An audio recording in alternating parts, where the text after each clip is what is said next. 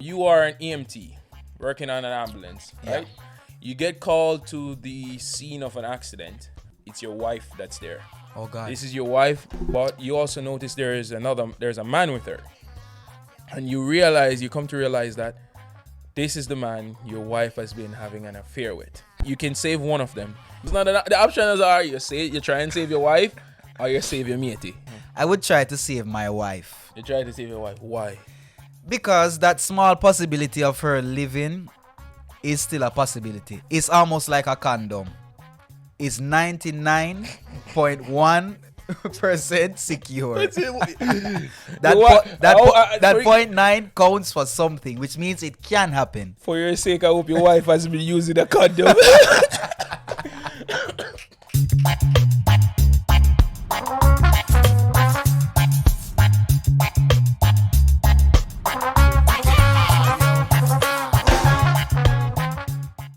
Welcome back. After this wonderful last few episodes, we were back. Davin and Tonil with the Yaadman podcast. Thank you guys for tuning in. We're back at it again and we're ready to win some more listeners and stuff. Starting off this week, I feel like I've been getting some new listeners saying that sometimes they don't know what we're going to talk about in the episodes. Yeah. So I think what we're trying to do here, guys, is we're trying to come up with some exciting segments and stuff to talk about, to make things interesting. So we're focusing on one topic, different topic each week. So what we're going to do in the beginning now, we're going to outline the segment. So you can skip ahead if you want. I wouldn't advise that, I wouldn't advise because there's always a build-up, but we'll cut it into segments. So normally we will start out with a little intro, a little chit-chat. So if you're not one for the chit-chat, you can skip that and just jump into the meat of the matter. Then we normally do a moral dilemma. Then probably we go into the main topic that we'll be discussing. Then we try to end with something, either a game or a confession, and then we do the outro. Now we try and get that into 1 hour. So we're just asking you for 1 hour at a time. Sometimes 1 hour and 30 minutes if the topic is interesting. Yeah. We don't want to be constrained by time because, we don't want to feel rushed and we don't want to rush your listening experience. Because time is a man-made construct. It is a man-made construct, but it's a construct that we've come to rely on. And see, this is how we kind of just jump off on tangents. And one of the aims of the podcast is for not necessarily to just put out content that it's a topic or stuff. I want you guys to get to know us a bit.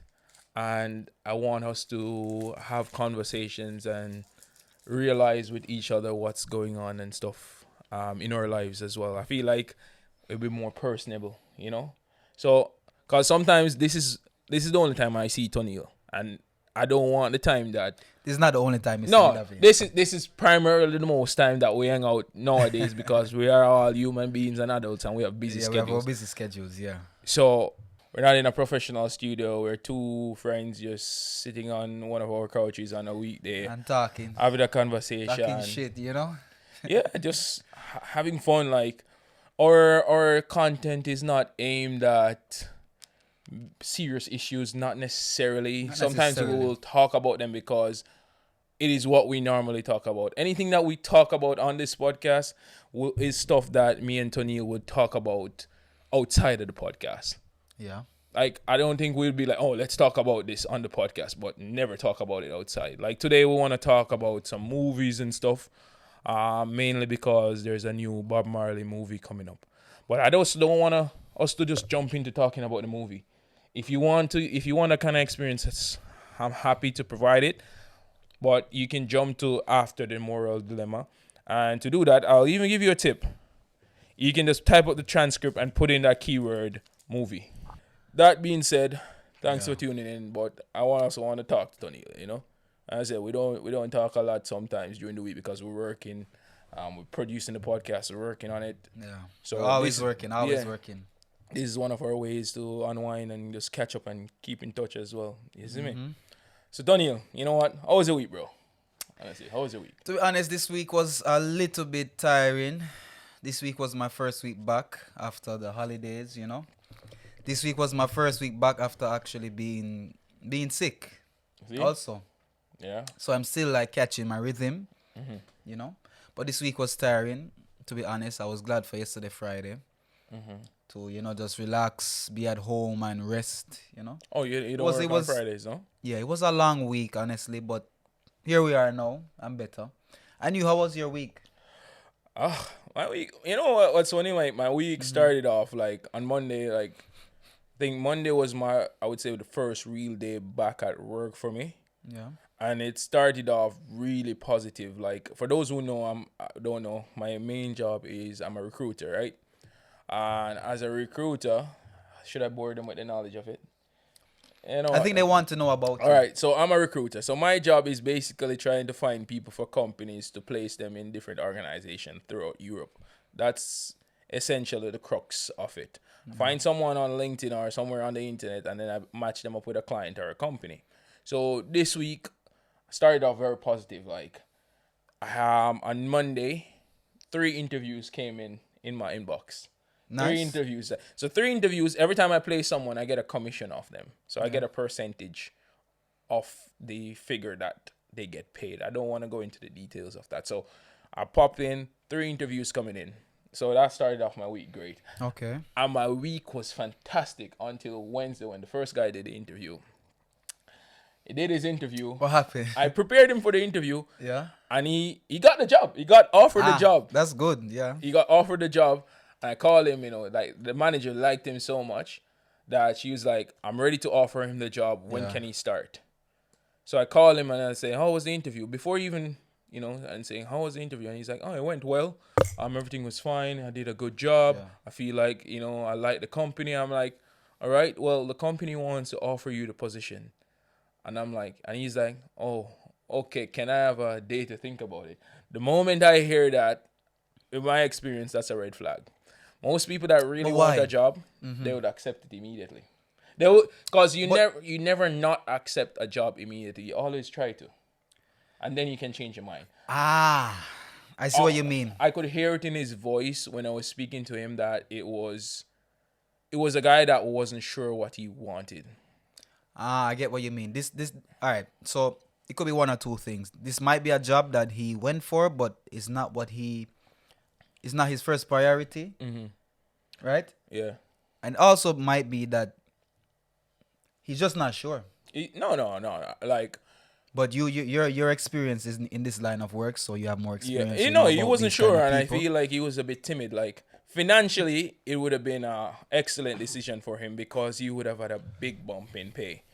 Professionally, he said that he felt like it wasn't challenging enough for him, which is something that's new. Like, for me in my field, like, normally money talks and bullshit walks. Yeah. But I've come to realize that a lot of European people, they don't make job decisions based on financial decisions only. Most they do it is how they would live, how their career will progress, and the challenge that the work provides. And then the money is always a factor, but it's not the primary factor. Yeah, secondary. Yeah, I wouldn't even say sometimes it's like tertiary for them. For this guy particularly, he explained that to me that it wasn't much of a challenge, and I understood. Okay, But okay. he led me to believe that this would be it, and Ah, I was already until the last moment. I was already picking out the pair of sneakers because I normally every time I make a placement, sometimes I try to buy myself something. Say no to vanity. Say no to vanity. I try to put some vanity on it as like, Yeah. I did this, so I need. It's like to your prize? Exactly, it's Yeah. for me rewarding myself because There's nothing sometimes wrong with you have that. to reward yourself. You know? Definitely, I can't be working every day of my life and then Exactly. like not seeing fruits of my labor. Exactly. Yeah. So I was like, shoot, okay, he's done. Then I have 2 other guys doing an interview. Another guy did an interview on Thursday, and on Thursday, his interview also went well. Yeah. It went so good that I was after work and my boss messaged me and be like, okay, reach out to him. They want to make him an offer as well. This guy, this is a different job. They want to make him an offer as well.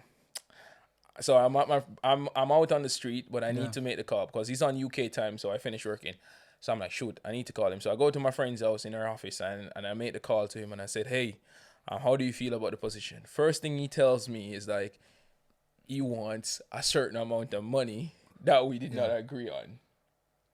he wants a certain amount of money that's almost 50% more than what the client is willing to pay. Oh, that's why he took the day to No, think this is about a it. different guy. This is a different Ah, guy. yeah, yeah. This is a different guy. And I'm like, oh my God. Another one. That's two in a week, you know. Two in 1 So that's week. 2 L's I'm taking there. Aye, That's 2 L's I'm taking. aye. 2 L's I'm taking. But luckily, Yeah. the final one at an interview on Friday, he had an interview for the same guy for the same job as the guy on Thursday. So it was gonna be one of them. Yeah. And he's also gonna get an offer. And he already assured me on Friday that he would accept the offer for the maximum the company is willing to pay. Ah. I'm just hoping that when it comes to Monday, that this doesn't change. Let's And hope. Then I would have a very successful week. But apart from the work-wise stuff, it was a good week. I actually went out last night to just promote the podcast and just hang out with friends. And as I said, I'm doing the dry January. And for the first time, Are bro, you doing the dry January? yes, 100%, man. 100%? 100. Like I went out. What did you drink when you went out last Last night I drank 2 Pepsi Max. Pepsi Max. Pepsi Max. So that even sugar free. Like seriously, like you can ask them. They were I like it. I like it. like Joe was like, bro, if I was you and I wasn't drinking, I wouldn't be in a bar. Everyone was like, I wouldn't be in a bar or anything. But I'm like, yeah, I'm just here to meet new people and spread the word of the podcast. Do a little promo while I'm there. Yeah, spread the good word. That was my. Otherwise, I probably wouldn't have gone out if it wasn't like to just meet new people, tell them about the podcast, Yeah. and stuff like that. But I found myself having more fun than I've had while I've been drinking.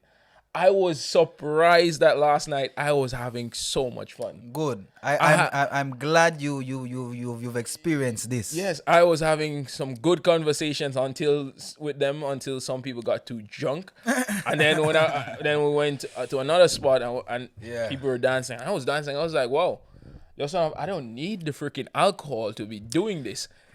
Now you see what I feel. Yeah, I was doing it, bro. And the best part is, this morning when I woke up, I was hungover. I felt fresh. Ah, felt good. Smooth. Very good, my son. I went to the gym. Yes. And I even did something that I've never done in the gym before. I went to one of the classes.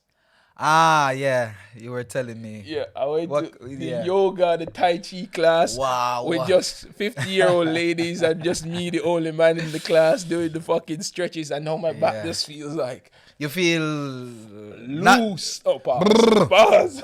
Fire burn you. I feel light. Yeah, you feel lighter. Your spirit feels lighter.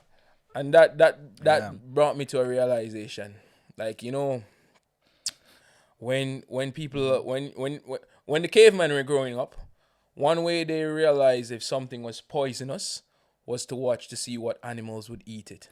Always follow Mother Nature. Always follow Mother Nature. Exactly. She doesn't lie to us. She doesn't. And we should follow Mother Nature. Anything you see old people doing or an older generation doing health-wise or physical-wise to keep their health up, those are the things we should be doing. It works. If you see them drinking lots of tea, drink lots of tea. Definitely. If you see them stretching and drinking and drinking certain things, they're that age for a reason. They are the trial and error. Yeah. I remember, let me give you a quick example. I remember when I was younger, like I used to see my grandmother when she would plant something new, she'd put eggshells around the plants. Mm-hmm. When I went to university is when I learned that those eggshells give the plants calcium. I'm sure my granny... And they keep the snails off. They keep the snails off as well. They keep the snails off. Older people, they might not know the terms, but trust me, they know something. Yeah. I feel like if we had the opportunity to hang around with older people here, we'd be able to share a lot more wisdom on this podcast. Definitely. They know a lot. The people here, the old people here, I feel they know a lot. Because these people, if I'm not mistaken, Spanish people are in the top 5 when it comes to life expectancy. Yeah? They are, yeah. Because of the Mediterranean diet, that's what they attribute it to. And the lifestyle. They have less stress here, honestly. The sun is sunny here. They focus on different things in life. Not only about money or, family, social life. Yeah, they live a good life here, really and truly. They work to live, they don't live to work. Yeah. And that's one Very concept important. that I've learned Here, like I know if I did my job in America, because I did work for an American company, Yeah. it's a totally different atmosphere working for an American company. Like it's always It's about pressure, hitting deadlines, hitting targets, getting that promotion, climbing the corporate ladder and stuff like that. Here, people, as I said, they work to supplement their lifestyle, Yeah. and they do not have their lifestyle revolve around their job. Their job is not the center of the universe. Their job is No. just a means to pay the bills. Means to pay the bills. Just like that. I like that. I love that, Yeah. you know? So that was my week, bro. Yeah. That was my week. Nice. Had a good night, and then I Get a mixed posted. feelings, Yeah, yeah. then I posted a killer of a dilemma. You ready for this week's dilemma? I'm never ready. Right. Let me see what you have for me this All week. right. So this week's dilemma, I don't even need to read it because it was so interesting. Yeah. I don't need to read it off anything. Let me take a sip of tea. Oh, you're gonna need the tea for this one. I think so. I want you to. I'm gonna put you in a hypothetical situation, right? So, Yeah. moral dilemma of the week. You are an EMT working on an ambulance, Yeah. right? You get called to the scene of an accident, and when you get to the scene of the accident, you realize that it's your wife that's there. Oh, God. This is your wife at the scene of the accident, and it's a very bad accident. But you also notice there's a man with her, and you come to realize that this is the man your wife has been having an affair with. Jesus Christ. This is the man. This is the man that she's working late for. Jesus This is the man Christ. when you're out at night saving people. He's the one rescuing her. Joe Grind. He is there, Joe Grind, giving her the best wine and the best time. This is the man. Yeah. And you cut face with the situation as the EMT there, the head EMT. The other guy is just the driver. Yeah. You can either save one of them. You can either save your wife. I have to choose one? You have to choose one. You can save one of them. Yeah. If your wife is more likely to die if Yeah. you try to save her, and your matey, Yeah. the side man, Jesus. is more likely to live if you attempt to save him. Are you going to try and save your wife, knowing that she will probably die, letting the sideman die, or will you try to save the sideman? My brother. Brother, what kind of moral dilemma this? It's a moral dilemma. Wow. It's your job, and you have to try and All save right, so one. listen. First of all, she's my wife for a reason. Yeah. But she have a matey.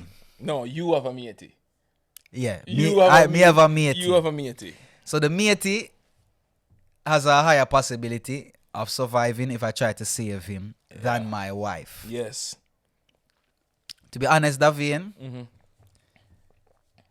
I'm pulling the plug on both of them. No, you have to pick one. That's not an option. You have That's to not an try. option? That's not the options are you try and save your wife, or you save your matey.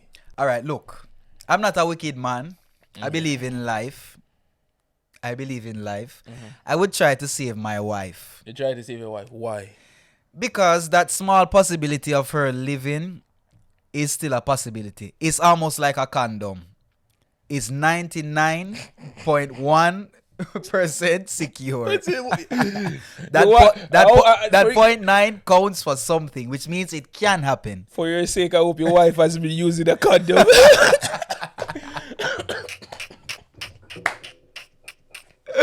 Just for your sake. I hope she's been using a condom. Just for your sake, bro. Aye. So- But yeah, that chance of her being able to be alive after is what I would take. And then when she gets well is when I would deal with her. How would you deal with her now? Like when she gets well, like, you save her. Let's say you save Man, her. we save her, but How would you deal with her? Oh, I don't know. We've come to the point that we know you won't let her die and No. you won't kill her. How would you deal with her? There's something called divorce. So you divorce her. Yes, That's a safe answer. definitely. That's a very, very safe answer, bro. That's Definitely. I'm starting to put in the paperwork while I'm treating her. While I'm treating her, I'm doing the paperwork in my head. You have the lawyer on the phone right now saying, Yeah, man, you're getting definitely. this Oh, and God, she's man. getting that. Oh God, man. Oh, okay. Okay. Okay. The matey, Yeah. I'm sorry. I'm sorry. You should have found somebody else's wife to mess with. But Okay. Let's add some magic to it. What yeah, if your matey is your friend? What if the matey is like one of your listen, brethren? Like, listen. what if I was the matey in the car? You, Davian, would you be the Devil, matey? Tell me no, Davian. devil's advocate. Tell me here and now. Devil's advocate. If I was the matey in the car Uh-huh. and she's the one that seduced me, lured me in, and you know her charms, and I succumb to the flesh, Uh-huh. would you still save her? I would give you a good funeral, my friend. You give me a good I'd funeral. give you a good funeral. Personally, Yeah. I think I would make the same decision as you. I think it's you, man. No, I would save my wife because Yeah. the fact that she's doing this means that death is too good for her. She doesn't deserve that. She doesn't deserve I it. want Her life is sweet. you know what? I would hope that she loves that matey, and I would pull him right next to her and watch her while I'm saving her. I want her to be conscious of watching him die in front of her. Yeah, David, that is very wicked. That is very wicked, David. Her to watch him. Even though Watch- what she did was even more wicked. But I can. Well, it's either that or I let her die. What do you think she's prefer? Imagine, like most people when they're in love, they'd rather be the one that dies instead of the person that they do love. Yeah. So I want her to go on living, knowing that he's no more, and knowing that I saved her life. Wow. I am the reason she's alive, and she did that to hurt me. So that means you would have something over her for the rest of her life. No. Hate would be over her. Our relationship would be done. Yeah. But I am leaving with the shred to know that I still saved your life, even though I didn't have to. And she has to live with the guilt of knowing what she did to me. And knowing that the choices that she made led her to that moment. I see what you mean. So just a little bit of torture. Because I'm going to imagine me there, bro. I'm probably there saving her life. And, I'm just picturing it right now. I'm picturing I'm picturing her. I'm picturing myself in the back of the ambulance. Okay, what are you picturing? I'm picturing like the man is driving, and the reason why they're having an accident is because she's doing something in the car she shouldn't be doing.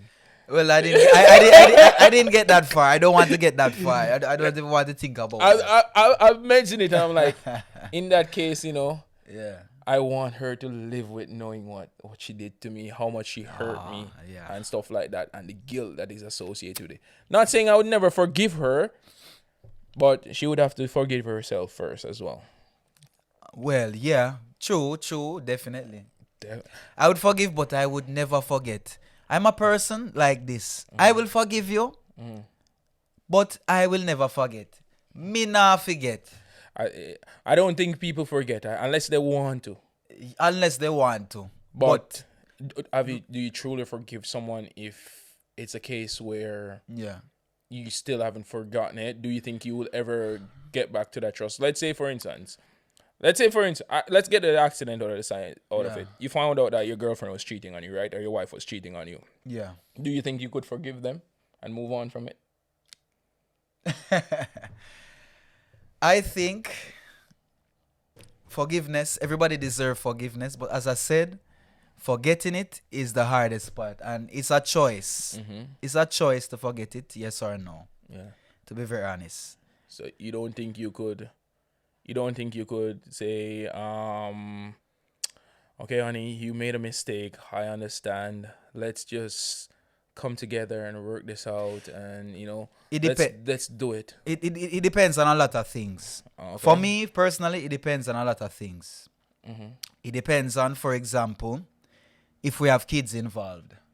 Okay, so you're more likely to forgive if you have kids. Okay.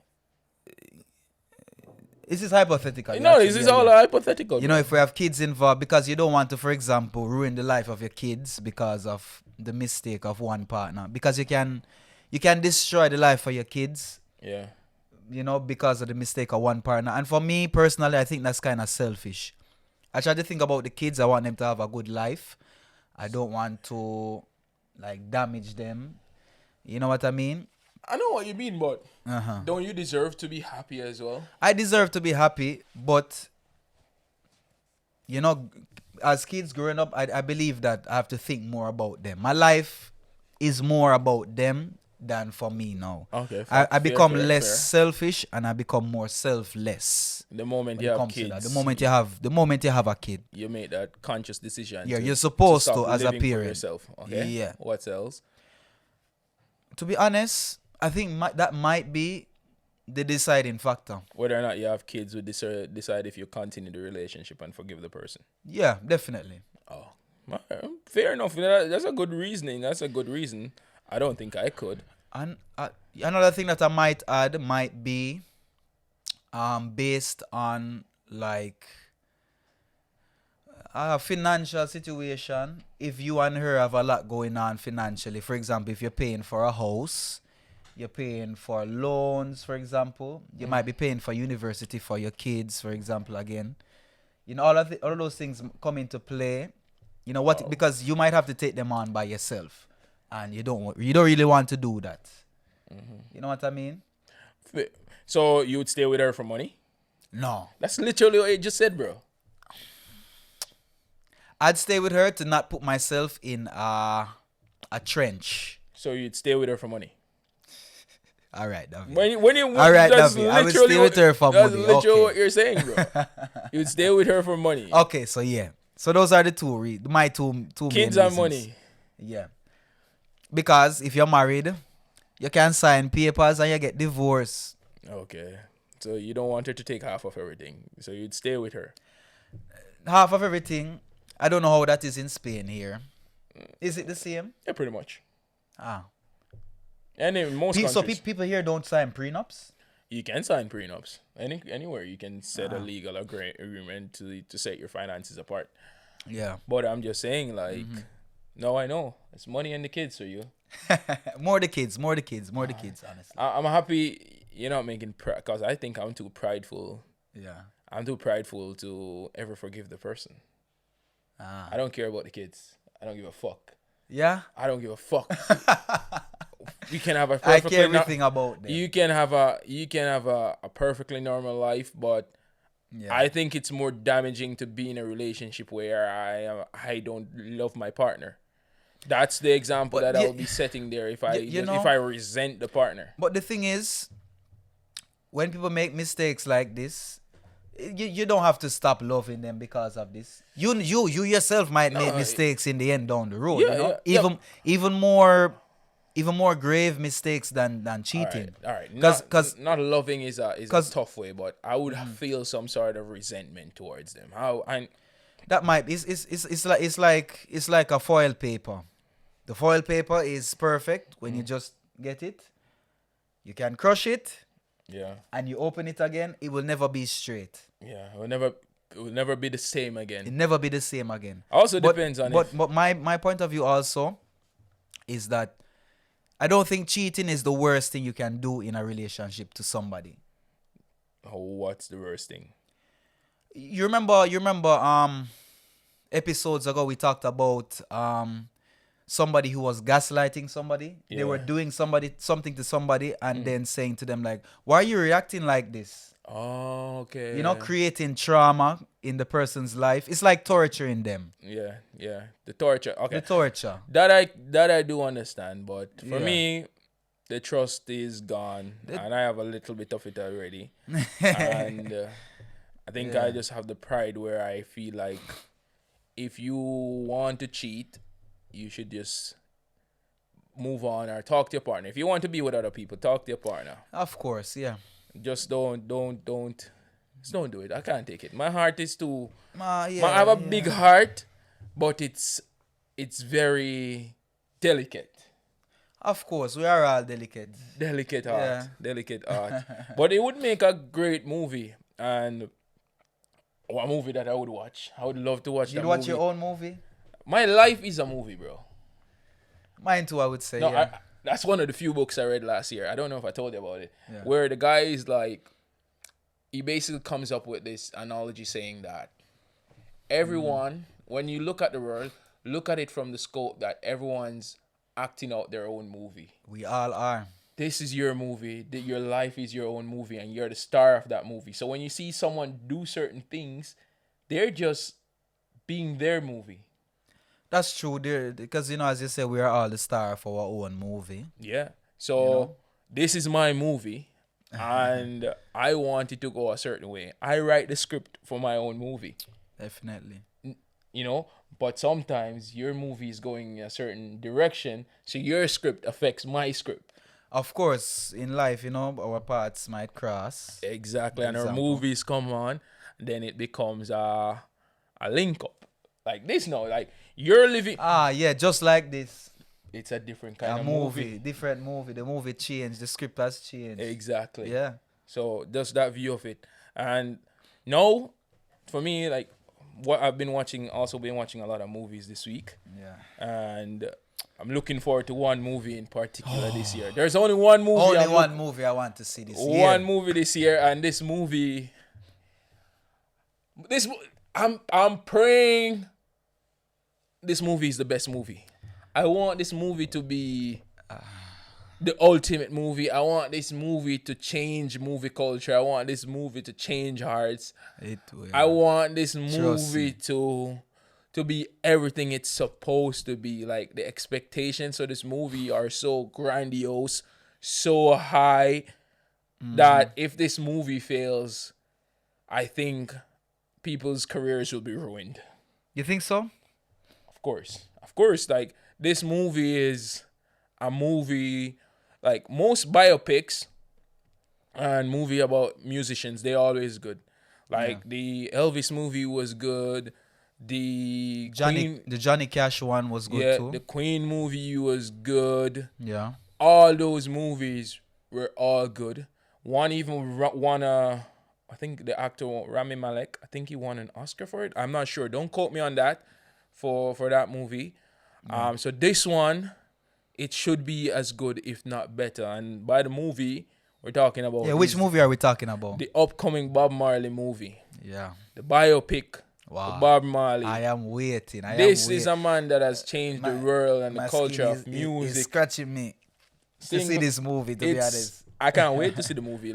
Yeah. I'm also a bit scared to see the movie as well. Why? I'm scared it doesn't live up to my expectations. Ah. I'm scared it's not depicted culturally accurate. I'm scared that it is a bad representation of everything that Bob Marley stands for. But I feel like the moment a studio decides to engage in such a franchise and take on such a challenge, that they should put everything into it to make sure that it is a success. It's not like they're writing a new story. No. It's like they're telling a story that's been told many ways for many years. In the four corners of the earth. In the four corners of the earth, and everyone knows this story and everyone wants to see this story. Yeah. So it's how are they going to portray it? Did they do the right research? Did they get the Jamaican culture representation in it? Did they... They did, actually. Do everything they need? Yeah. They said they did, but until you see that final product. That's the thing with a movie, you can say you do everything, but the final product might not be the best. Because even for a podcast, let's not say we can compete with Warner Brothers and those guys. Yeah. But we can. Sometimes we have a great idea for an episode. Yeah. But then we don't execute it the way that we want it to be executed. We always see it in our head. Yeah, exactly. So let's hope the execution for this Bob Marley movie will be everything we want it to be. We're gonna definitely be doing a movie review on it. Obviously, we're gonna watch it in the theater, and we're gonna go sit down, buy our tickets, locked in, and cock with 10. Cock nothing. Pause. And we're gonna watch this movie and see if it does itself justice. I think I would like to believe that it will do itself justice. I'll tell you for a few reasons. Okay. The first reason, I always prefer when they use Jamaican people to act as Jamaican actors. And this time, they actually took artists from Jamaica and Jamaican people to do the actors. For example, the main musicians, in the movie. I'll start with the I-Trees. So Bob Marley and the Wailers, he had his backup singers. Their names were the I-Trees, So his which wife consisted comes of Rita Marley, his wife. Judy Mowat, and Marcia Griffiths.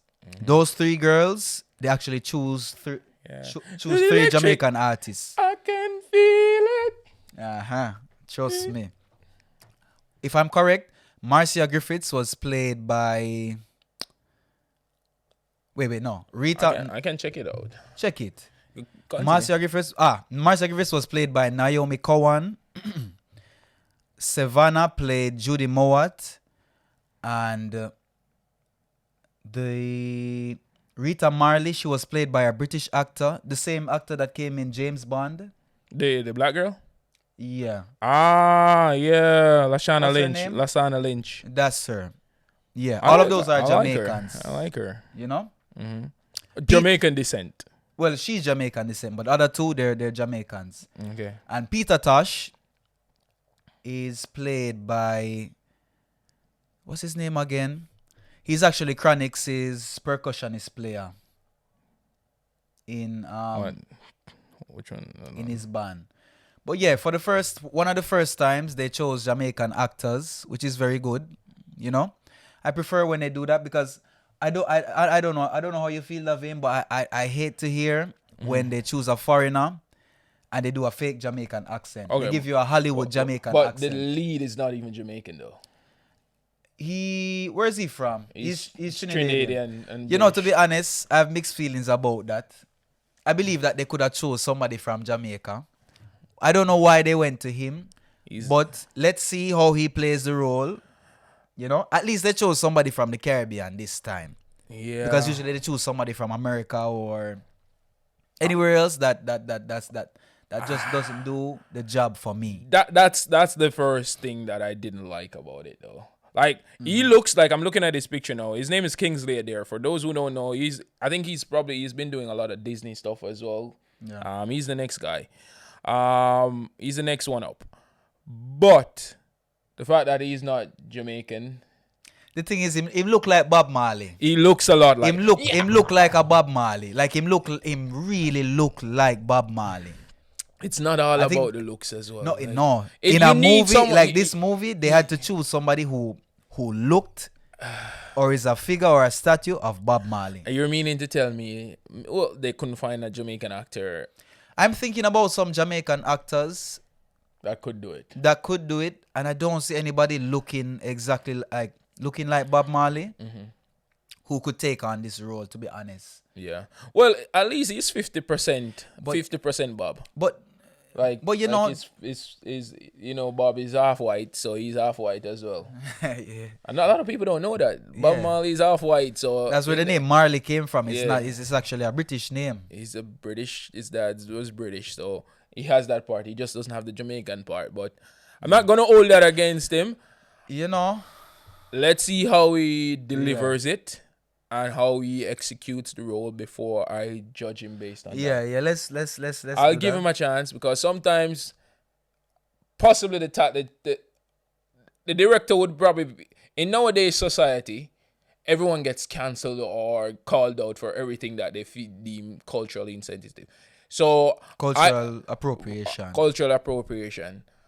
and I feel I would want to believe that these people that have all the resources at hand were able to do a proper casting call and they went with the best option, the best actor that they deem fit for it. And possibly they couldn't find a Jamaican one that was good enough. I don't think that's the case. I think I'm sure they could too. They could have probably done more work, but let's see the end result before I cast my final judgment. Another thing is too, maybe they could have used one of his sons, but maybe his sons didn't want to be in the movie. Maybe that could be a case, but his sons don't really look like him in that regard. I think the one that would look most like him would be Julian Marley. But then he would have to cut his hair or Kimani. Well. He'd have to. Not necessarily, but the thing is, how they get the hair? Remember, Bob, their dreads are like down to their waist. Well, true. Bob's dreads are like not even that, like shoulder length. Yeah, his locks. Not sure. It was about the same height as mine. About the same height. Yeah, but remember they had to show the progress going up. That too. That's a very important part of it. Yeah. Cause for the start of his career, he wasn't like fully dreadlocks. No, him start as a ballad and then he become a Rasta. He started. Oh, I shouldn't show my hair. But he started somewhat like this with an afro, and then he progressing to Rasta. Exactly. Yeah. So those are just a few things that I see with it, but I hope there are a lot of cameos from Jamaicans in it. I was hoping to see Paul Campbell on this list. I was hoping, but where would you put Paul Campbell in this movie? You can always find a role for an iconic person like Paul Campbell. Because Paul Campbell is one of I think he's the best Jamaican actor I've seen. Facts, hands down. He is the best one. He is the best. Over the past, I would say 30 years. Yeah, he's played a role in so much movies, like so much Jamaican movies. He's not on this list. No, he's not. I don't think he's in the movie. I don't know why. Maybe he didn't want to be. But and I hope some Jamaican actors get the ones that are in it. They get some breakout from it, like because it kills me in Hollywood. Oh, this guy, Sentan. It kills me when Jamaicans are portrayed in Hollywood movies. Movie? Yeah, he's the Peter Tosh. Yeah, Alex Gallimore. Alex Gallimore. He wasn't Hector? No, he's born in Sentan, Jamaica. He plays Peter Tosh. I just looked it up. Yeah. That guy's a musician as well. Yeah. Alex A. Game. Yeah, he plays Alex Bad artist. Yeah. I don't know his stuff, but bad artist. Tony word for it. As I was saying, like, I feel like Hollywood, when it comes to portraying Jamaicans, it's hardly ever executed the way that we need it to be executed. It's never executed the way we want it. Few movies. For example, Paul Campbell, he was in First Sunday with Cat Williams. He was in First Sunday. He plays the Jamaican gangster. Then you have a few other movies that he has appeared in as well, and then you have the iconic Jamaican movies that he's in. Yeah. So I hope. Oh, Sheldon Shepherd, yeah. Big actor. So I hope for the sake of this movie that a lot of Jamaican actors get the propulsion they need to get on the Hollywood scene. I'm tired of seeing people that have no connection to Jamaicans playing Jamaicans and utilizing a Jamaican accent in movies that is not authentic. Like it's annoying when they play a Jamaican.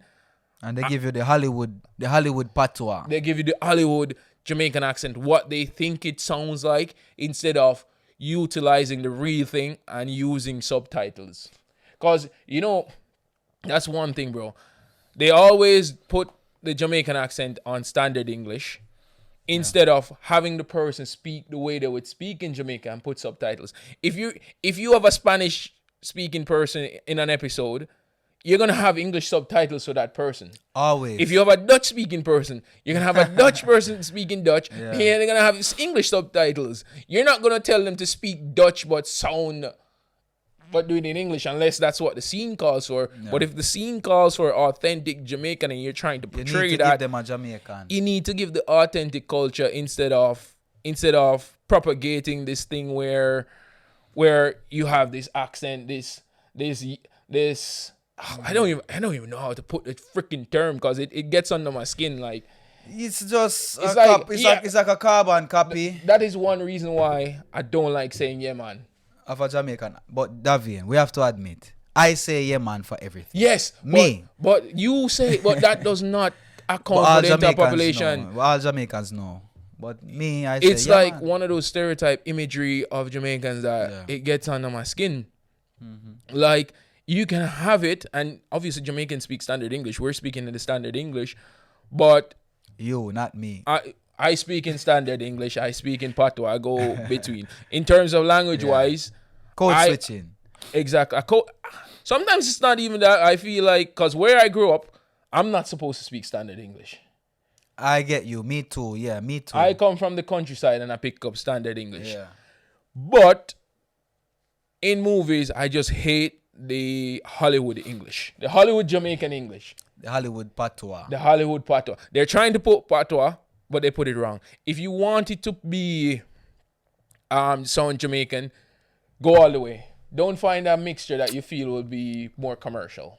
Just go all the way with all the slangs, all the accent, all of this. Yeah. Just go full. That was one of the reasons why I think Cool Runnings were so successful as well. Yeah. It was. They did use a lot of Hollywood Jamaican. It was the right but there mix. was a balance. It was the right mix. There was a balance. Yeah. No one wants to watch a movie with only subtitles. Like that. That too. That's why a lot of the other Jamaican movies haven't made it as big as Cool Runnings, even though they might be better. Yeah. So they did a balance of it, and they told a true story, and they made it believable. So if this Bob Marley movie doesn't become the movie that is talked about when someone thinks about Jamaican movie, because right now someone thinks about a Jamaican movie, what comes to mind? Feel the rhythm, feel the ride, get ready. It's bobsled time. They think about Cool Runnings. Cool Runnings. You introduce yourself. That's one of the few things that they say immediately. Cool Runnings. Yeah, Cool Runnings. People love Cool Runnings. Oh, yeah. And I said, like, it was, I like the fact that Cool Runnings had that authentic feel to it. Like, some of the scenes that were shot in Jamaica looked like it was Jamaica. My eyes twitching. Yeah, it looked like it was Jamaica. What does that mean again? When your eye twitches? That means I'm going to see somebody, right? You see somebody you haven't seen for a while. Well, my eye is twitching. Are you just stressed, bro? Are you just stressed? Or this topic is making you fidget. Maybe. You're anxious. No, trust me. I really want to see the movie. I really hope it's everything that I'm expecting. We need it to be. We need to be the Cool Runnings part 2 then. Or even better. We need to see. They have a Usain Bolt movie. No, it's not a movie. It's a biography. Biography. I'd love to see a Usain Bolt movie. I don't want to see a Usain Bolt movie yet. No, not yet. Not yet. Usain, it's making a movie while the legend is still alive. Takes away from it because he's still living a life. Yeah, but you want to see him dead before they make the movie? No, Usain Bolt is still young enough to impact the world. Of course. Imagine if he decides to go into politics. Now he's taking on, he's going into music. He's doing a lot of music and stuff. Like, his story is not done yet.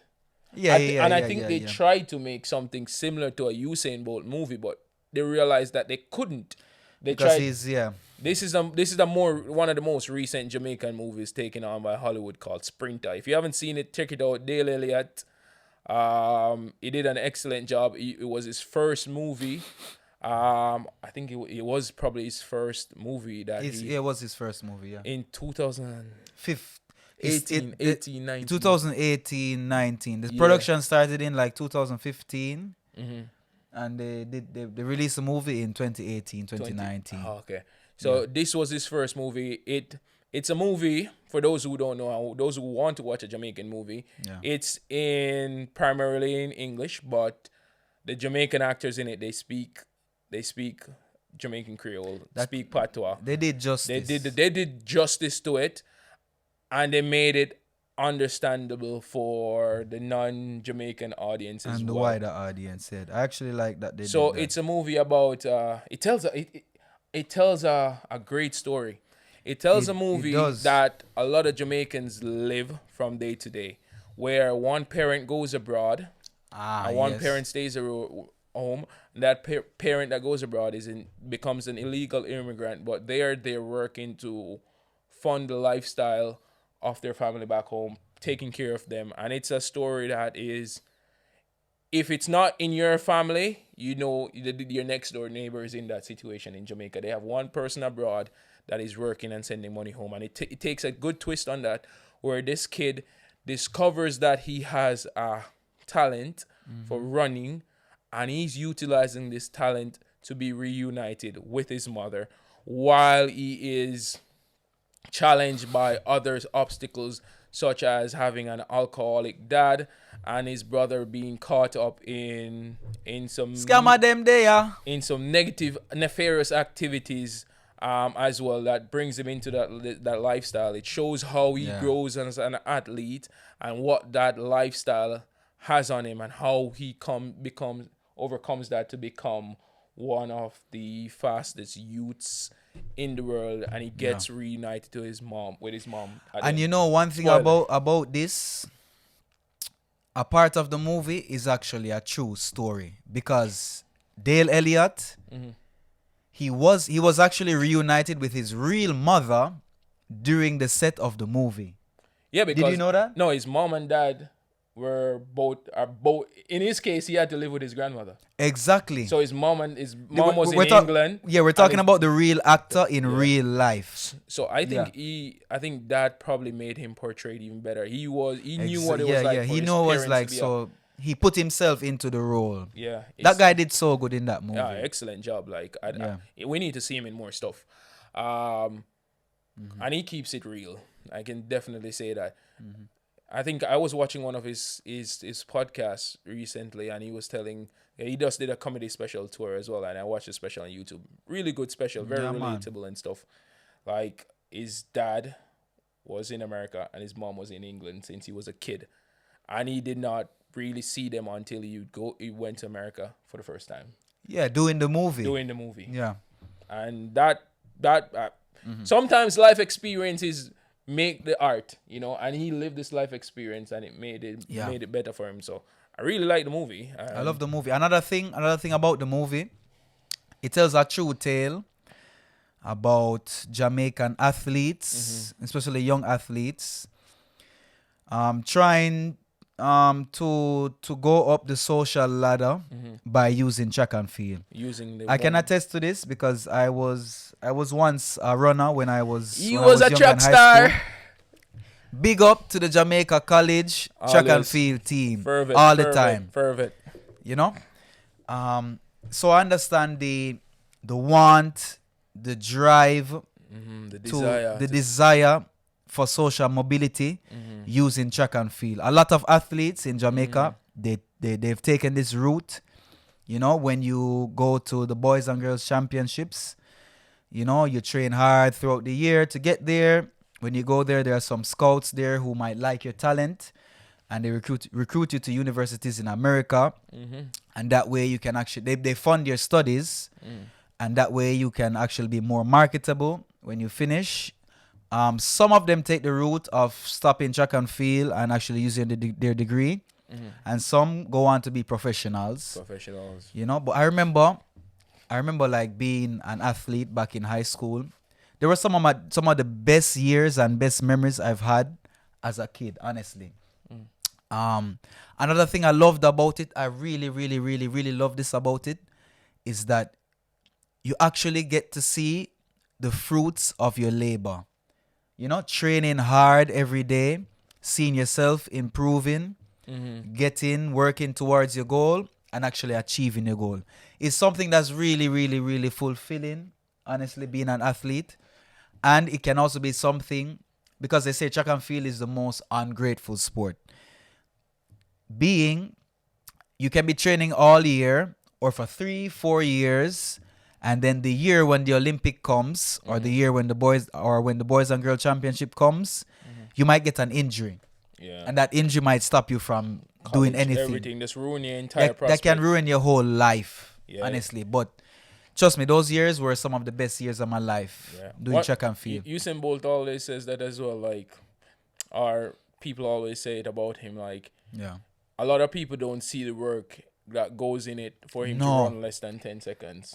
Listen, I can attest to it. Like, training was the worst part of track and field. It was extremely. It was it's the hardest. It's the most painful thing I've ever felt in my life. The training. Yes, I remember I actually cried in training one day. I was doing some they call it back-to-back 4x4s. So what we call 4x4s are a relay where you pass the baton to your teammate, right? So we're doing some back-to-back 4x4s. 400 meters, that's quarter of a mile. Yeah, quarter mile, 400 meters. And you had to do 3 rounds. Ooh. I remember because back in the days, we had like some top athletes like Earl Grant, Wakar Da Costa. Yeah, big up them on there. You know, It was my Andre school Saman, year. Scripples. Exactly, yeah. My year group. Big up Blacks. What Blacks name again? Which blacks? You have 100 blacks in Jamaica, bro. Yeah, no, but Blacks were you so fast, man. The 100-meter runner. Big up yourself, Blacks. Anyway, there. Yeah. Yeah. So another thing, when you're training with these guys, they push you. They want to see you perform. Honestly, the like Wakar and Earl, they would push you and they would like kind of coach you and say, yo, you need to do this, you need to do this. And that day, we were doing the back-to-back 4x4s. And I was on Wakar's team. So imagine, you cannot run slow when you're on his team. So I had to push. I gave it everything that day. The first round went, I was dead. And we have something in Jamaica. All Jamaican athletes can attest to this. There's like this thing that happens when you run, right, and you finish a race, and your cheeks, your butt cheeks, it's like they go on fire. Pause. Pause. All right, Pause. No. All right, let me call it Pause. your gluteus maximus. Pause. Because of so much running, they go on fire. We call it batty lock. Pause. Brother, I saw it go. Like, Pause. like all Jamaican athletes can attest. We call it batty lock. If you sit down, it pains you. You sit on this side for 5 seconds, you have to move. Pause. Right? And that all of this, I was experiencing all of this, and I had to get up and run again. 2 more times. And at the end of the third one, my hamstrings felt like they were dropping out. Yeah. I could do nothing but lay on the ground. No, sit down. And I was like, wow. This is so much pain. And I just started crying. To be honest, that was one of the only times I've ever really cried from pain in my life. Wow. That was such a day. The body lock. But that's what it name, brother. That's what it's called. That's the colloquial term. Well, I'm not. I wasn't a runner, so I wouldn't know. Well, that. Yeah, track and field was one of the actually one of the best experiences in my life. I can see like. And another thing that comes with it is the brotherhood. The camaraderie. Yeah. With your track team. Track team members are your brothers. That's most sport. I think most people can relate to that if they've ever done a sport and be a part of a team. Because people see track and field as an individual sport. They don't see behind the scenes. They don't exactly. See the like even when they go professional and they become a part of another team, a club. Exactly, a club. For example, when it comes to the national scape, they become a part of another team. Even though you're doing individual events, unlike football where you're on the field at the same time, track and field, you might be on the field at a different point, but you're still a part of the same team. Yeah, of a big team, yeah. That's why Cool Runnings was so good as well. It brought people from different backgrounds on the team, and a member of the Cool Runnings team was a track athlete, and that speed was what made the bobsled team even perform as good as it did. That's where one guy got an idea like, oh, these guys are fast. And one of the most important part of bobsledding is the start. That start. If you have to build up that speed to get the bobsled running. And Jamaican athletes were perfect for that. We just didn't have the weather for it.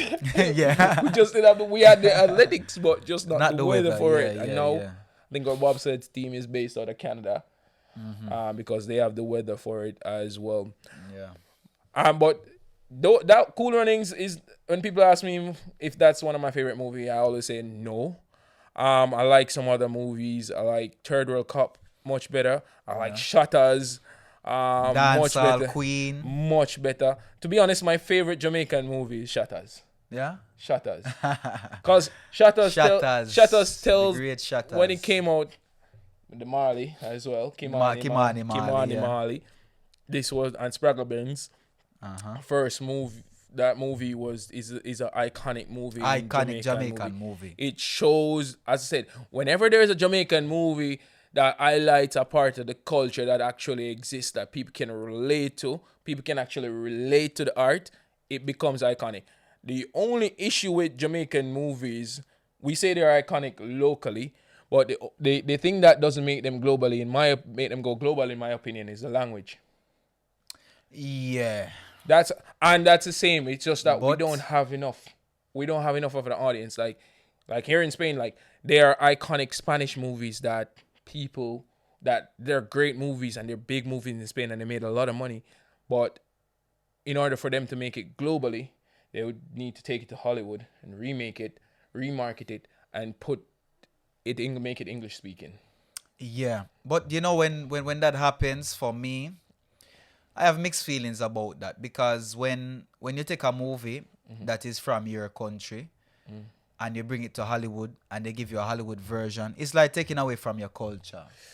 To be very honest, the idea is the same, but culturally, it's different when you change the language. I'm gonna be the devil's advocate from that as well, right?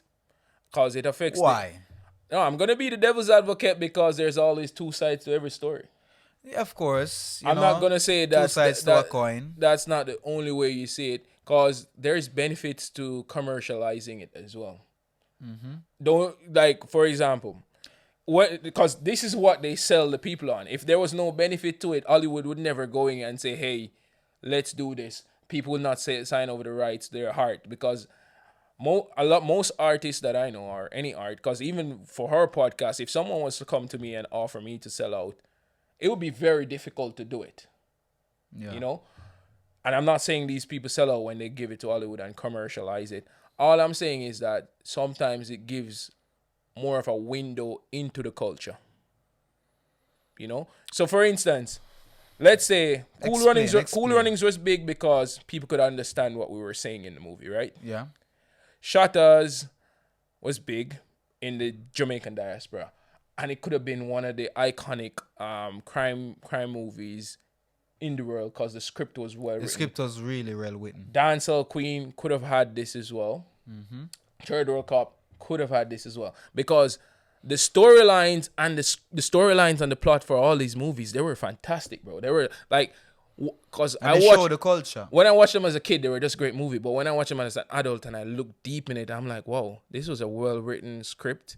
It had a good plot. I see why everyone likes it. It wasn't just something that someone filmed on a phone and put together a rush job or anything. And the cultural richness of these movies. So, you know, when they commercialize them and let's say they find it, you get a bigger audience. And then the island gets more seen. Like, people know Jamaica because of Cool Runnings. Yeah, Even Bob Marley's music was known. If Bob Marley was singing melodies in a language where people can't understand him, do you think it would have had the same impact? Yes. No, in Bob Marley's case, people yes. can actually sing along to his songs. No, but in Bob Marley's case, I would say yes, because I wouldn't say so. If people couldn't understand what he was saying. No, but I'll give you examples. I know people from Senegal. I know people from Gambia. I know people from Kenya. Zimbabwe. Okay. Nigeria. Okay. That they tell me that, you know, some of Bob Marley's songs they don't understand. But music is a thing. When you feel it, you feel it. Okay. All right. Even to the modern dance, You know? now. The dance, they feel the melody, right? Yeah. But there comes to the point where people want to understand the lyrics as well. Not all people, but sometimes. But I get where you're going. I get where you're going. There is that gap. Like, he was able to bridge that gap. None of his songs were in strictly patois that I know of. Yeah, man. Of course. They were. I would say they were maximum 70-80% in patois. They were. No, man. Him have sung in a full patois. Okay, but the songs that he's known for globally, people can sing. No, everyone can sing them, right? No, the songs that he's known for globally, they're not in full patois. Can everyone sing them? Of course, yeah. Can everyone enjoy the beat? So he's a beat and he makes a song where people can sing. So I would say he propelled the music. Dancehall, when it comes to the music and the language now, people that actually retain the language like Shabba Ranking and those people that speak the full patois, they created a different fusion. But their fusion, their take on it, the reggae to dancehall. We'll come back to this topic and give a full breakdown on Jamaican music culture. But I'm just trying to connect the dots between how language affects the commercialization and affects the globalized impact of something. You see what I'm saying, bro? No, definitely. So we are a population of 3 million and a diaspora of probably, I don't know, don't quote me, 30 million, I think. More, yeah. Or more. Yeah. So we can do this much and everyone will think it's cool because it has a nice rhythm and a nice beat and they love her accent and they love all of that. And that's what pulls people. It pulls people and that's what makes it cool. But at the end of the day, what keeps them? No, but the thing is, no. It will keep a percentage. But Bob Marley was able to keep everyone because he had that and he utilized both aspects of the language. He didn't say that the culture was reduced to only speaking this part of the language. Another thing with Bob Marley in terms of language too, he was on a mission. Yeah. It wasn't only about, speaking patois. He wanted the music to pierce the hearts of Babylon. Yeah. And open the minds of people. Yeah. And at the same time, be Jamaican and be cool and be himself and not sell out to commercialization. Yeah, because I think as Bob Marley, they make more money off him dead now than when he was alive. Yeah, because when he was alive, he wasn't really himself. Didn't try to commercialize his music. He was actually anti-establishment. Yeah. And you know what the funny thing is now? Pull up your phone right now. Go on any Billboard charts. Which artist is at the top? When it comes to reggae, come on to Jamaican music, Bob Marley. Jamaican music. Don't go into the subgenres, but which artist is on top? Always. Bob is always Bob on Marley, top. Sean Paul, Shaggy, Jimmy Cliff, all of those artists, Morgan Heritage, all of these artists, they produce music that everyone can understand. They don't only produce music for a subgenre. They don't produce music for 3 million people. They produce music for 7 billion people. But sometimes what happens, some of them actually do only produce for 3 million people. But what happens is that they produce for 3 million people. But then again, if people like you and they like your culture, they will spend the time to listen to you and to learn what you're saying. But how many people would do that? If you like the culture, you will. I'll give you an example. Dancehall culture. How the women would dress, the sound systems, for example, the music, how you would dance, all of that culture. People loved it so much that it became reggaeton. Yeah. Dancehall culture, original culture, right now is reggaeton. Full on. Yeah. And why did that happen? Because people saw the culture, they say, wow, these Jamaican ladies, these Jamaican guys, they're doing something there in Jamaica. We love this. We love this. They took the fashion and the beat and they did it in their own language. Exactly. Imagine if more Jamaican artists were collabing or going on reggaeton beats, speaking a bit of Spanish as well. Sean Paul does it. Busy Signal. Vibes Cartel did a Spanish song as well. With a Spanish. Mamacita, tú serás mía. Te amo con toda mi vida. Yeah. Would you say that's less cultural because he did it in Spanish? Or he did it in a Jamaican accent actually. Come on, when I speak Spanish, I don't speak in a Spanish accent, bro. No, not exactly. So I feel like sometimes there are some strict people, and I'm not saying that they're wrong, that wants to keep the culture the way it is. But you can't expect it to have the same impact as the commercialized version because and it depends on your goal too. Yeah. If you plan to be 100% cultural, do that. Stay true to yourself. But you have to remember, Davin, when commercialization comes into play, you change your culture a little bit to suit the audience. Yep. Which is to any product. Like even our product we're putting out now, we have to when we have an audience, we have to meet what the audience wants. Yeah, right? I can't speak in full patois. I can't get to speak in full patois. One day you guys will hear us or hear me in full patois. But for now, Well, you know what's funny? If we spoke in full patois, they would like it for 1 minute. And they'll be like, yeah, guys, I love your podcast, but I can't understand what you're saying. Can you translate it for us? Like, even the Spanish people, they're like, we need to listen to it in Spanish, even though they like us. but we have subtitles there in Spanish. Yeah, subtitles in Spanish, so check it out and just subscribe. Still coughing, bro. But I really like that discussion, man. And I think it's a discussion we could probably be talking about this for hours. But check out the Bob Marley movie, definitely. Anyone that's in Murcia and wants to go, we'll be going to check that movie out. But we don't want to end talking about. We always like ending on a different topic. But before we end, we're gonna do a confession, just one today. Because I don't want, anyone complaining about the time. I don't want to take too much of your time. We're gonna do one confession. But before we go into the confession, please remember to subscribe, like, and share. And my friends, remember what I tell you.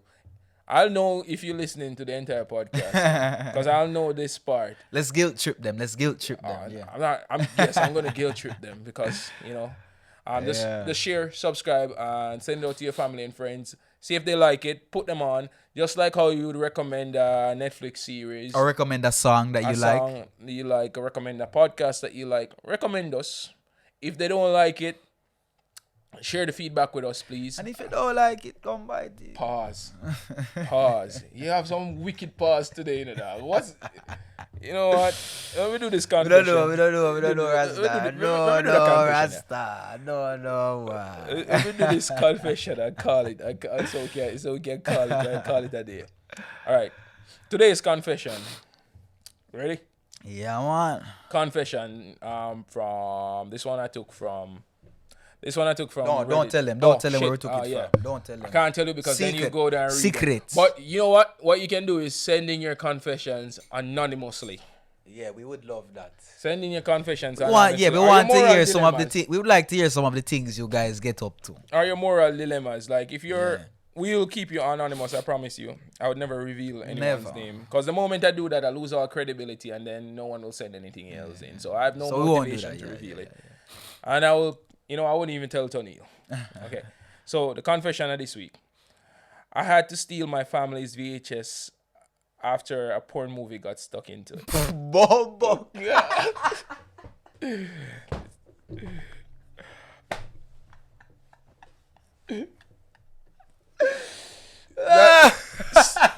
needed to get it off his chest. This is the confession. For those who don't know what VHS is, the cassettes. Before CDs came into play, before streaming networks, VCR, VHS. Tony, it seems like this is something that hits really close to home, like you've been there before.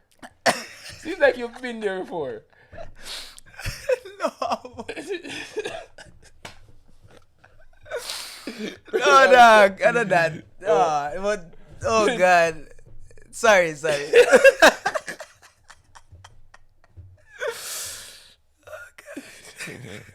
Let me start again. You ready? Take a deep breath. All right. Inhale, exhale. All right. I had to steal my family's VHS after a porn movie got stuck in it.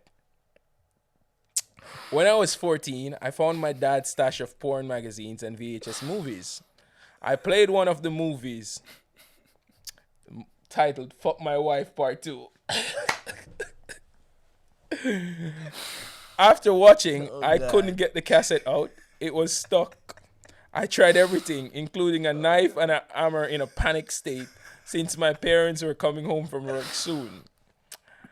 I ended up... I hope you can read this if you just laugh. Sorry. All right, I'm trying. Let's give Tony some time to recover.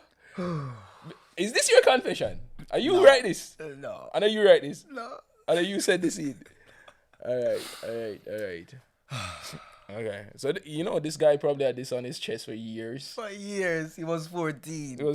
Okay. Let me start again. Can I start again? Brother, you're literally crying right now. You're literally Yeah, crying. know. Zoom in on him crying. Okay. Oh God. Okay. Okay. Sorry. I had to steal my family's VHS after a porn movie got stuck in it. When I was 14, I found my dad's stash of porn magazines and VHS movies. I played one of the movies, Fuck My Wife, Part 2. After watching, I couldn't get the cassette out. It was stuck. I tried everything, including a knife and a hammer in a panic state, since my parents were coming home from work. I ended up stuffing it in my backpack, going out of the house with it, and dumping it in a field near my house. My parents must have noticed the porn movie gone with the VHS player because they never asked about it. It was the only one we had, and they bought another one right after. So they just all acted like this did not happen. Oh God. You know what's funny? Like, I've been in this situation before.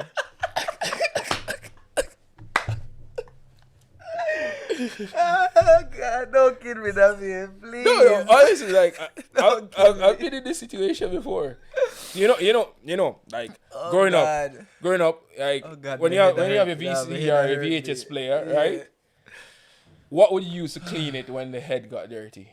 You'd put in a porn movie. You put in some blues. You put in some blues. So you'd use the blues. Everyone would have the blues to clean it. Like, for the young millennials that don't know of it, it gets dirty and then it starts scratching and we're watching it and then it doesn't show properly. So you take out the cassette, that's there. You rewind it with your pen and your pencil. Yeah. If you don't have a rewinder machine, which is separate. And then you normally have the porn movie. You put that in and that cleans the lens on the inside. So the dirty movie cleans the lens. And then you put in back a movie and your movie would run smooth. What a thing. The dirty movie cleans the lens. Wow. But my sister's lived with her boyfriend and I would go there to watch movies from time to time. You watch blues. I go there to watch movies. He goes there to watch blues. I go there to watch movies. And from time to time, the movies would get stuck when we're there watching it and they would say, Davin, go outside. Go outside, Davin. And when they said Davin, go outside. You know. I would know what's going on. I would be peeping through the window and they would put the blues on. And the blues would clean and they'll be like, come back in, we can continue the movie now. And you fast forward the movie to the spot. Oh, God. But as a kid, obviously, when I was there alone, I was only cleaning the plate. But, oh, God. Luckily, doing that was traumatizing, I would say, at a young age. And that kind of just made me not enjoy porn as much as most guys would. Like, I would watch it from time to time as an adult, but it was never something that I felt like I needed. Even to this day, I would watch it, but then I feel like shit afterwards, obviously. Yeah. But it happened to me where that CD was stuck in it. The VHS was stuck in it. Rotted. And I had to, but because my sister's boyfriend, he was a hands-on person, so he knew how to fix everything. Yeah. So I would see him pull the VHS apart, and I had to pull it apart as well. So I pulled it apart and took off the shell and took out the blues. But guess what? The film or the tape thingy got stuck in it as well. And I had to pull it out, and then I had to use the pencil and just wind it back up. Just wind it back. You ever use a pencil with one finger you're winding it back up? And I know they know, but you know, God. Just like this case, like they must be laughing, There was like, you know what? It's better not to talk about it. The moment you talk about it, it becomes real. Like this parent, they know exactly what happened. Yeah. And they chose not to talk about it. Oh, God. And I think that's it for today. What a way to end. What a way to end. But Tony, I do feel like you've been in this situation. No, I swear to you, I haven't. It was just so... No, I'm just imagining the panic, that guy must be going through as a kid. Bro. It's like, You ever hear about cold sweat? Yeah. Cold sweat Cold wash him. It could be the middle of winter. You could be Cold sweat. Just when you get nervous. You get. Imagine you hear that car pulling up in the driveway. Oh my You're God, confused, man. you get full, you turn maga. You start rethink every decision in life. Every decision. Why? Why am I so weak? Why did I do this? When trouble take you, pitney short fit you. Okay. Everything you do. He's probably never prayed so much in his life. God. Because when I was in that, I was praying to God that I don't break something in it. Because firstly, I know that my family would react differently. Yeah. I get a rotted beaten. You get some lick. Pause. But you get some lick from your parents. I would get a beaten. Some whoppings. Definitely. So the struggle is real for teenagers. But nowadays, they don't have that problem. They just go on their phone and they put in headphones and they're good to go. Yeah. Not saying that you should. Watching too much porn has a negative effect. Youths, You should not watch it. Yeah. try not to watch porn. I won't say Say no to it. say no to no. The moment you say no to it, they want to do it more. Watch responsibly. Watch it. Come on. Drink responsibly. I can't tell any teenagers not to watch porn. They're not gonna. Hopefully, one will listen to me and not watch it. But porn is unrealistic. Definitely don't make it a part of your daily routine. your consumption. Like if you do watch it and you're realizing that you're watching it every day, and no back fist every day, multiple times a day. If you're doing that and you're watching the porn every day, multiple times a day, and you realize you need it, you have a problem. Go get some help. You have an addiction there. Get some help. cut it off. Try and cut it off. If you realize that you enjoy watching porn and being with your partner, you have a problem. We got news for you. You need help. Try and cut it off. Those are signs that you need some help. It's not good. But I don't know what to say, bro. Like it's like me telling someone not to drink, me telling someone not to smoke. There's only so much I can do. I'm using this platform to tell you, don't watch porn. It's unrealistic. Women aren't like that in real life. If you are that guy that has never had sex with a woman and never been with a woman, porn is unrealistic. Go outside. Go meet some people. Go meet someone, have a girlfriend, and do this thing. Leave this. It feels better that Leave way. this blues alone. It's unrealistic and it sets unrealistic expectations, and it's derogatory to women. Don't do it. Just don't do it. Just leave it alone. Leave it alone. Like, yeah, the real thing is better. The real thing is better. I can promise you that. Like, yeah, I've never woken up next to a woman and feel bad about it.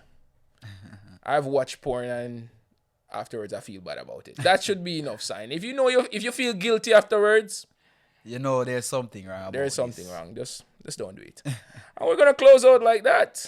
And Tony, you know what? You do the outro today. Outro. Give us an outro.